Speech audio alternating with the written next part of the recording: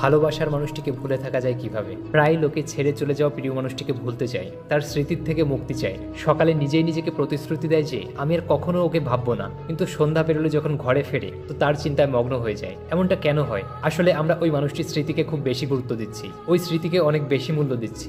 যখনই আমরা ওই মানুষটিকে ভুলে যাওয়ার কথা ভাবি, তো আমরা ওর ইম্পর্টেন্স অর্থাৎ গুরুত্ব আরো কয়েক গুণ বাড়িয়ে দিই। আমাদের মন ওই মানুষটির বিষয়ে যত বেশি ভাববে, প্রিয়জনকে ভুলে যাওয়ার বিষয়ে যত বেশি ভাববে, আমাদের মন ততই বেশি ওই মানুষটিকে স্মরণ করিয়ে দেবে।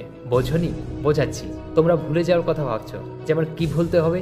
ওকে ভুলতে হবে। এই যে বারবার এটা ভাবছো যে আমার ওকে ভুলতে হবে, এই ভাবনাই বারবার তোমাকে ওর কথা মনে করাচ্ছে। আর এই ভাবনার মধ্যে দিয়েই ও বারবার তোমার মনে চলে আসছে আর তোমার মস্তিষ্কে স্থায়ী জায়গা করে নিচ্ছে। আর এই কারণেই তুমি ওকে ভুলতে পারছো না। আমাদের এই স্মৃতির সাথে লড়াই করার প্রয়োজন নেই, বরং একদমই না ভাবা উচিত। নিজের দুঃখের সাথে লড়াই করা বন্ধ করে দাও। যতক্ষণ পর্যন্ত তুমি তোমার দুঃখদের দূর করার কথা ভাবতে থাকবে, ততক্ষণ পর্যন্ত ওই দুঃখ তোমার সঙ্গেই জড়িয়ে থাকবে, ততক্ষণ পর্যন্ত ওই দুঃখ তোমার অন্তরাত্মার উপর রাজ করতে থাকবে। আর যেদিন তুমি ওই দুঃখের ব্যাপারে ভাবনাই ছেড়ে দেবে, ওই দুঃখের থেকে মুক্তিই পেতে চাইবে না, ওই দিন থেকেই তোমার জীবন থেকে দুঃখ অদৃশ্য হয়ে যাবে। কারণ যে কোনো জিনিস থেকে মুক্তি পাওয়ার জন্য আমাদের ওই জিনিসের বিষয়ে ভাবতে হয়। আর আমরা যতই ওই জিনিসের ব্যাপারে ভাবি, ওটা ততই আমাদের মনের গভীরে প্রবেশ করতে থাকে। আমরা বেশিরভাগ সময় দুঃখের বিষয়ে ভাবি। আমরা এটাই ভাবি যে আমাদের জীবনে দুঃখ আছে আর আমাকে এর থেকে মুক্তি পেতে হবে। আর এই কারণেই বারবার ভাববার জন্য ওই দুঃখ আমাদের অন্তরাত্মাতে প্রবেশ করে যায় আর আমরা জানতেই পারি না। এজন্য যদি তুমি দুঃখের থেকে মুক্তি পেতে চাও, তো দুঃখের থেকে মুক্তি পাওয়ার বিষয়ে চিন্তা করা ছেড়ে দাও। তুমি দুঃখের থেকে মুক্তি পেয়ে যাবে। আর যদি এই মন্ত্রকে আমরা বুঝে নিই,